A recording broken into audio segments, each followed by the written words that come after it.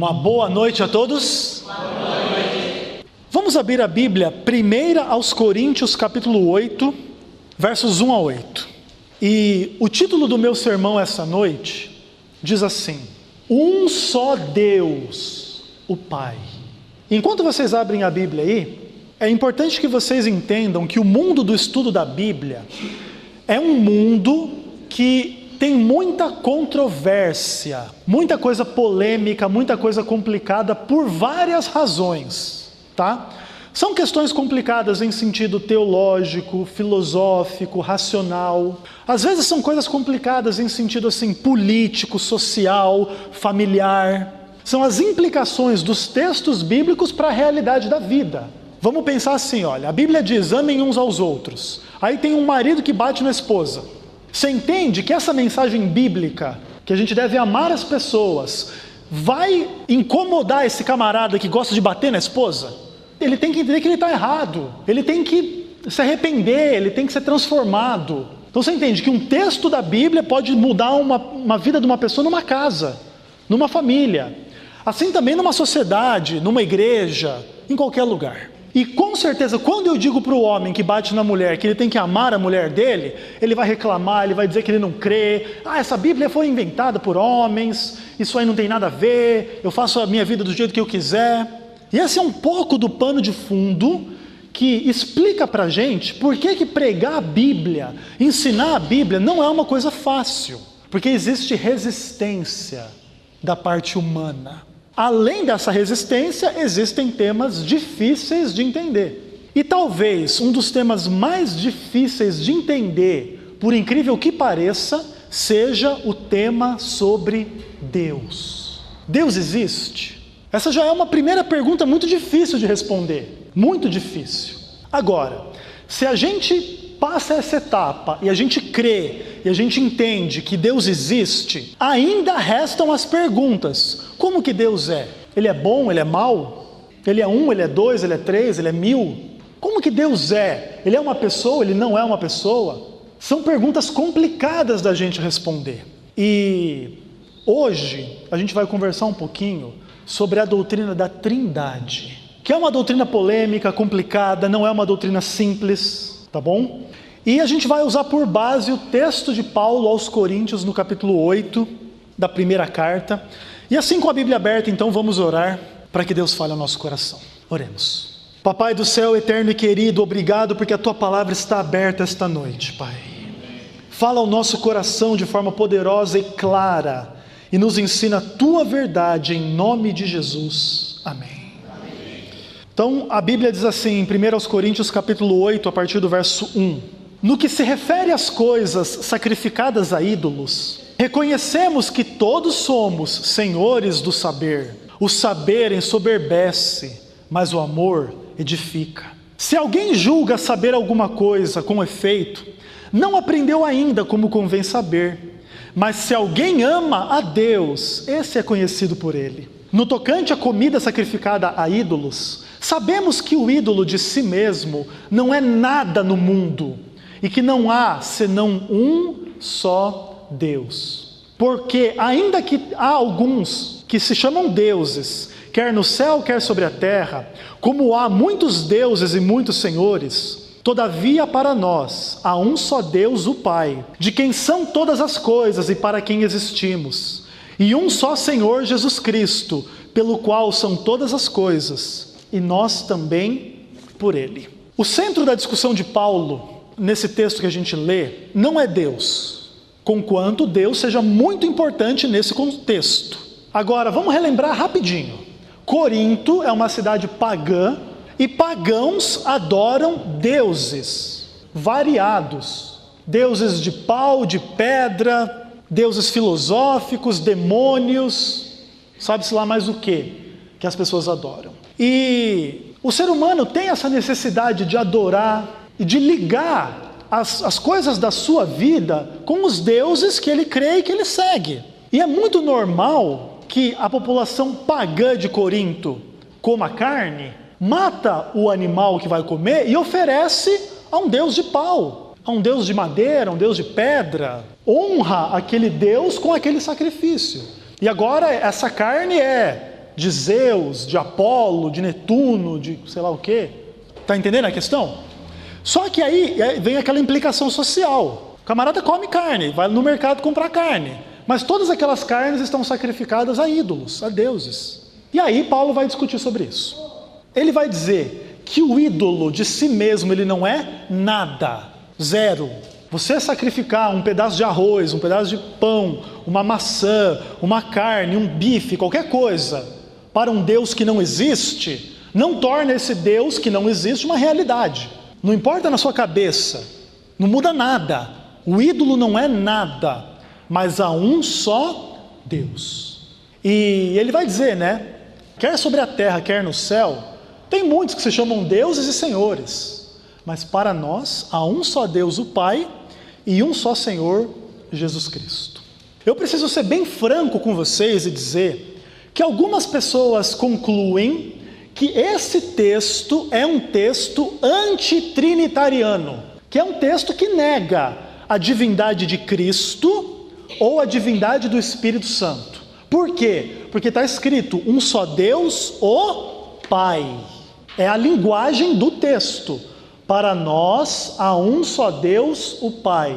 E alguns pensam que isso é muito claro, que isso é muito óbvio, e que a doutrina da Trindade, que afirma que Deus é Pai, Filho e Espírito Santo em um só Deus, é uma doutrina da Babilônia, é uma doutrina mentirosa, é uma doutrina errada, e acusam a igreja adventista hoje é uma igreja trinitariana. E existem algumas questões bastante complicadas em relação a esse assunto, por razões teológicas, mas também por razões sociais e religiosas. Por exemplo, eu estava conversando com um amigo que é antitrinitariano, e ele disse que a igreja está errada. E a trindade não existe, ok. Aí eu falei assim, mas olha, veja bem, olha esse texto, olha aquele outro, e aí? Não, você não vai me convencer. Eu fui na igreja esse sábado, e aí, como é que foi lá? Ninguém me cumprimentou, ninguém falou comigo, ninguém ofereceu para mim uma visita. Aí olha só, eu acho muito ruim que a gente esteja distantes uns dos outros, que nos falte amor, que nos falte amizade, que nos falte comunhão uns com os outros. Eu concordo com esse defeito da igreja. E eu creio que nós temos que mudar. Agora, esse defeito de que eu não conversei com você, eu não te dei boa noite, eu não te convidei para almoçar na minha casa, não tem nada a ver com o problema da Trindade, concorda comigo? Tem nada a ver. Você não pode confundir as coisas. Não é porque a igreja erra em algum ponto que as doutrinas da igreja estão erradas. Então você percebe que às vezes a pessoa nega a Trindade, não é por razões que ela lê a Bíblia, e a Bíblia é muito clara em dizer que a Trindade não existe ou ela é mentira. É simplesmente por uma questão do quê? Ela está magoada com a igreja, ela está triste, ela está machucada, e ela quer calçar alguma coisa para dizer que a igreja é ruim e ela é boa. Mas esse não é o foco. Está entendendo como que funciona? Agora, mesmo assim permanece o fato. O texto diz que é um só Deus e é o Pai. E agora? Será que esse texto é contra a Trindade? Vamos analisar esse texto sob uma plataforma, um princípio, que a gente extrai do Salmo 119, verso 160. Abre aí a sua Bíblia. Salmo 119, verso 160. E sobre esse princípio nós vamos analisar a acusação de que 1 Coríntios 8 é um texto antitrinitariano. A partir desse texto do Salmo, a gente vai tirar um princípio. E esse princípio vai nortear o nosso estudo da Bíblia, tá bom? Então olha só o que o salmista diz. Falando com Deus, ele diz assim: as tuas palavras são em tudo o quê? Verdade. É metade verdade? 90% das palavras de Deus é verdade, 10% eu tenho dúvida. Não, todas as palavras de Deus são verdade. Se Deus aparecesse para você e dissesse assim: Maria, José, sabe o seu filho? Sim, Senhor, meu filho. O seu filho é bom e mau. Você acreditaria em Deus? Mas não é contraditório? Seu filho é bom ou mau? Deus diz que é bom e é mau. Essa é a chave da gente entender. Existem coisas que o seu filho é bom e existem coisas que ele é mau, E apesar da aparente contradição, é verdade que o Filho é bom e mau ao mesmo tempo. A bondade do Filho não nega a sua maldade não nega a sua bondade. Se você entender isso, você entendeu o princípio pelo qual a gente vai concluir que Deus é um, mas se manifesta numa pluralidade de 3 pessoas. Abre aí a sua Bíblia, João capítulo 1, verso 1. Lembra do princípio do Salmo 119. E aí nós vamos passear um pouquinho pela Bíblia, tá? Lembra lá, as palavras de Deus são em tudo verdade. Aí João capítulo 1, verso 1, a Bíblia diz assim: no princípio era o Verbo estava com Deus, e o Verbo era Deus. Existe um tal de um Verbo que estava com Deus. Nesse ponto se estabelece que ele é diferente de Deus. Eu estava com João, eu não sou o João, eu estava com ele. Fica claro, ok? O Verbo estava com Deus. Só que aí, de uma forma que a gente poderia dizer assim, bem maluca, João diz assim: e esse Verbo que estava com Deus, ele era quem? Deus. Acaba com a nossa vida, né? As palavras de Deus são em tudo verdade. É difícil de entender? É. Mas é mentira? Não. João 10, verso 30. Dá uma olhadinha aí. Como é que Jesus mesmo vai explicar essa realidade, né? E ele vai dizer aquela frase famosa que a gente conhece de cor, né? Eu e o Pai somos um. Uma pluralidade, nesse caso, de 2 pessoas, que são 2 deuses. Não, são um. A maior dificuldade com a doutrina da Trindade é essa noção de pluralidade e unidade. É mais de um, mas é um. É mais de um, mas é um. E aí eles brigam com a gente e dizem assim: vocês não sabem contar, né? Vocês são burros, né? Vocês têm problema com a matemática. Aí eu respondo assim: é verdade, nós somos burros. Temos problema com a matemática. Mas com a Bíblia a gente não tem problema. Está entendendo a diferença? Não é simples racionalmente, mas é o que a Bíblia diz. Eu e o Pai, 2 pessoas, somos um. Pluralidade e unidade. Agora vai para Atos capítulo 5 e vamos conversar um pouquinho sobre a divindade do Espírito Santo. Versos 3 e 4. O contexto dessa história é bem famoso. Quando o Espírito Santo desce sobre a igreja no Pentecostes, ele faz uma obra linda, ele transforma a igreja se torna fiel, uma igreja assim invejável, né? A gente olha para a igreja de Atos e a gente pensa: Senhor, como que a gente é fraco, como que a gente é ruim, como que a gente deveria melhorar? E eles se uniam, tinham tudo em comum, todo mundo vendia lá suas propriedades, dava o dinheiro para os apóstolos distribuíam entre todos, para suprir a necessidade de alimento, sei lá do que eles precisavam. E Ananias e Safira, eles têm uma ideia: faz o seguinte, vamos vender o nosso terreno por 50 mil, vamos dar lá 30 mil e dizer que a gente vendeu por 30. Só que olha só, não era obrigado a vender, primeira coisa. Segunda coisa, não era obrigado a vender e dar tudo. Se eles quisessem vender por 50 mil e dar 10 mil, não tinha problema nenhum. Se eles quisessem não dar nada, não tinha problema nenhum, porque era deles. Só que eles decidem fazer o quê? Mentir. Dizer que vendeu por 30, aquilo que vendeu por 50. Isso não precisava fazer. Não tinha necessidade de fazer isso. E aí Pedro vai jogar muito duro com eles, né? Atos 5, verso 3. Então disse Pedro, Ananias: por que encheu Satanás o teu coração, para que mentisses a quem? Ao Espírito Santo, reservando parte do valor do campo, conservando-o porventura não seria teu, e vendido não estaria em teu poder? Como, pois, assentaste no coração este desígnio? Não mentiste aos homens, mas a quem? A Deus. A conclusão óbvia e lógica e irrefutável desse texto é: mentir para o Espírito Santo é exatamente igual a mentir para Deus. Ponto final. Texto bíblico. Existem muitas outras indicações da divindade do Espírito Santo, da personalidade do Espírito Santo. Não vou entrar nesses detalhes hoje. Simplesmente se estabelece pela Bíblia que a Bíblia chama o Espírito Santo de Deus. Ok.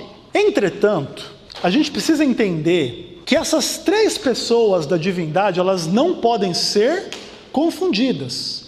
Lembra lá de João 14, verso 26. Mas o Consolador, o Espírito Santo, a quem o Pai enviará em meu nome, esse vos ensinará todas as coisas. Olha só, o Consolador ou Espírito Santo, enviado da parte do Pai.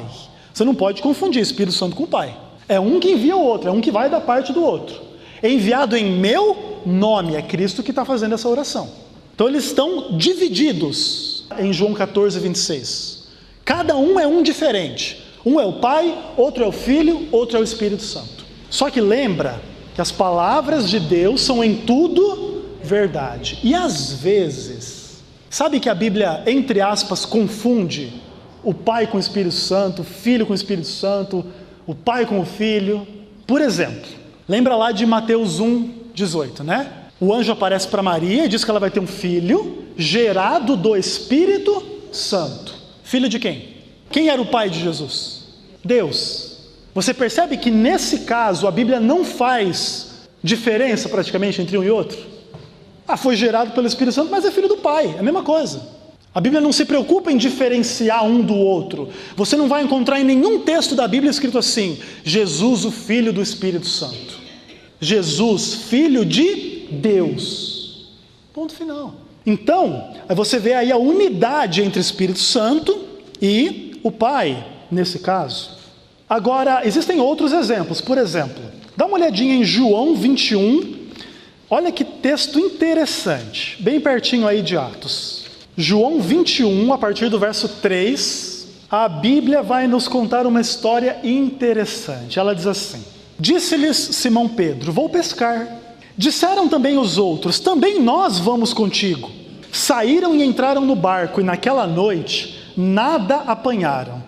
Aí o verso 4: mas ao clarear da madrugada, estava quem na praia? Estava Jesus na praia.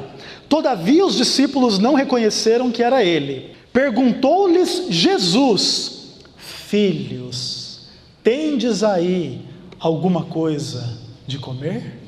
Como é que o Filho de Deus chama os discípulos? Filhos. Não é interessante? Jesus como, entre aspas, o Pai. Depois você lembra de João 17, versos 8, 9, por ali? Filipe faz uma pergunta para Jesus: Jesus, mostra-nos quem? O Pai, e isso nos basta. Alguém lembra como é que Jesus responde esse pedido? Estou há tanto tempo convosco. Quem vê a mim, vê o Pai. Olha que interessante, essa ligação entre Cristo e o Pai. Você vê um é como você vê o outro, é a mesma coisa. São um. Por esses textos, nós concluímos pela Bíblia que o Espírito Santo pode ser chamado de Pai, porque ele gerou Jesus e Deus é o Pai de Jesus Cristo, ok? É o Pai. Jesus pode ser chamado de Pai, porque ele chama os discípulos de Filho. Ele diz que quem vê ele, vê o Pai. Qual é a contradição disso com o texto de 1 Coríntios? Há um só Deus, o Pai. Tem alguma contradição? Agora, qual que é a chave para a gente responder que não tem contradição? É o fato de que Paulo diz: há um só Deus, o Pai, e há um só Senhor. Como é que é o nome do Senhor? Jesus Cristo. Se o texto que diz que é um só Deus, o Pai, negasse que Cristo fosse Deus, ou que o Espírito Santo fosse Deus, esse texto dizendo que Jesus é o Senhor, deveria negar que o Pai é Senhor, deveria negar que o Espírito Santo é Senhor. Mas as duas coisas são afirmadas textualmente na Bíblia. Lembre de Tiago 3, verso 9: com a boca, com a língua, bendizemos ao Senhor e Pai, e amaldiçoamos o homem, feito à imagem de Deus. Mas olha que interessante, Tiago chama o Pai de Senhor. Depois você vai para 2 Coríntios 3, verso 17, a Bíblia diz assim: o Espírito é o Senhor. Portanto, diante do princípio do Salmo 119, que as palavras de Deus são em tudo verdade, a gente chega à seguinte conclusão: Deus é um, isso é fato, isso é verdade, mas Ele se manifesta numa pluralidade de 3 pessoas: Pai, Filho e Espírito Santo. Ah, Ezequiel, isso é muito difícil. Pode ser difícil, mas é a verdade. Inclusive isso nos ensina algumas questões bem intrigantes na Bíblia. Lembre de Gênesis 1, quando Deus cria o ser humano, a Bíblia diz assim: e disse Deus, façamos o homem à nossa imagem e à nossa semelhança. Por que Deus não disse, farei o homem à minha imagem e à minha semelhança? Ele usa o plural para falar de si mesmo. É Deus falando. E outros exemplos onde Deus faz isso no próprio livro de Gênesis. Capítulo 3, verso 22. Capítulo 11, verso 7. As palavras de Deus são em tudo verdade.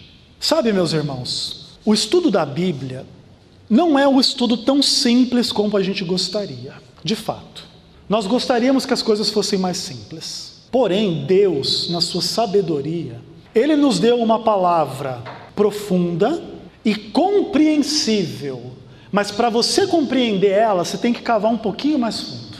Você não pode se contentar com a sua ideia, você tem que se submeter à ideia da Bíblia, senão você nunca chega à verdade da palavra de Deus.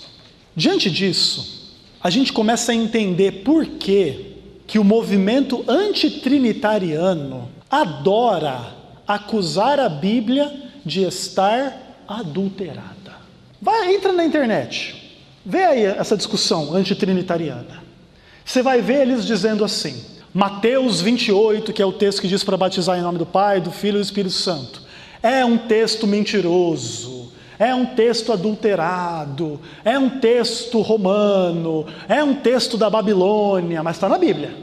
Aí eles dizem assim: não, esses homens mentirosos e malvados e terríveis introduziram esse texto na Bíblia. Ah, é? Onde é que isso vai nos conduzir? A Bíblia não é confiável. Você só pode confiar em algumas partes da Bíblia. Em outras partes você não pode confiar. Essa é a pregação maravilhosa que alguns ouvem por aí e dizem que encontraram a verdade. A verdade é que a Bíblia está errada, né? E eles estão certos. Que verdade bonita, né? É a mesma verdade dos ateus, né? A Bíblia está tudo errado, quem está certo sou eu. É a mesmíssima verdade. E você encontra esse câncer, não é nessas igrejas por aí que a gente diz, né? É dentro da igreja adventista do 7º dia. Irmãos, se a gente não dedicar tempo a estudar a Bíblia como a Bíblia é, para ser enganado é rapidinho. É um pulinho, se a gente não tiver intimidade com a palavra de Deus. Esse é só um dos temas, existem tantos temas na Bíblia. O que eu falei aqui para vocês é simples, existem muito mais coisas por detrás disso. Agora, entendam uma coisa: Deus nos deu a sua palavra porque Ele queria ensinar para a gente a verdade. Mesmo que a verdade não seja simples, mas é a verdade. E sendo a verdade, ela tem o poder de nos libertar e de nos transformar. Conhecereis a verdade e ela vos libertará. É isso. Em relação ao tema sobre Deus, sim, mas em relação a todos os temas, sobre o pecado, sobre a salvação, sobre a segunda vinda de Jesus, sobre o amor. Amem uns aos outros, amem a Deus, amem a todas as pessoas. Coloquem esse como o ideal da vida de vocês. Ame o antitrinitariano, ame o herege, ame o gay, ame o drogado, ame todo mundo. Se tem algo que você não deve evitar de fazer, é amar. Ame, essa é a lei de Deus, essa é a vontade de Deus. Mas não ame a mentira ou o pecado. Não faça isso. Não se deixe levar por aquilo que não está fundamentado na palavra de Deus, mas simplesmente no raciocínio do homem. A Bíblia diz: quem crer e for batizado será salvo. Quem não crer já está condenado. Marcos 16, verso 16. Você crê ou você descrê? Essa é a pergunta. Ninguém é obrigado a crer no que eu, Ezequiel, creio. Eu não sou o padrão. O padrão é a palavra de Deus. Diante da palavra de Deus, eu me curvo. E eu admito que eu tenho que crescer, que eu tenho que melhorar, que eu tenho que entender melhor e que praticar melhor. Porque eu creio, eu entendo e eu me submeto. Mesmo quando a Bíblia diz que eu estou errado. Amém. Que seja Deus verdadeiro e o homem mentiroso, errado, pecador. E eu entrego os meus erros e os meus pecados sob o padrão da verdade, nas mãos daquele que é o meu Salvador, que é Deus. Você quer fazer o mesmo? Dizer para Ele: Senhor, apesar de ser complicado, eu quero entender, eu quero praticar, eu quero Te amar, eu quero Te conhecer. O meu apelo é que, se você deseja se entregar nas mãos de Deus, nesses termos, você se coloque em pé onde você está, faça a tua oração pessoal. A gente vai ter aí 30 segundos, 1 minutinho para cada um dizer para Deus: Senhor, eu quero entender, eu quero praticar, eu não quero ser enganado por ninguém. Eu sei que não é fácil, eu sei que não é simples, mas por favor, me dá o Teu Espírito para me dar entendimento, para me dar sabedoria, me dá o Teu Espírito para me dar poder, além disso tudo, para amar, para ser fiel, conforme a lei de Deus e a vontade de Deus. Se você deseja isso, coloque-se em pé, faça a tua oração pessoal e eu termino com uma oração daqui da frente. Papai do céu, muito obrigado pelo privilégio de nesta noite chegarmos um pouquinho mais perto da Tua palavra, Pai. O Senhor sabe dos desafios que a Tua palavra representa, Pai, para o nosso coração, para a nossa mente. Nós somos pequenos de entendimento, de coração, de mente. Nós temos as marcas do pecado em nós, mas nós Te pedimos, Pai, que o Senhor sempre nos guie a toda a verdade, Pai.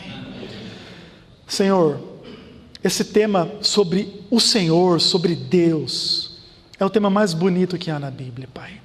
O Senhor é amor, o Senhor é o Salvador, o Senhor é aquele que veio, Pai, para morrer por nós.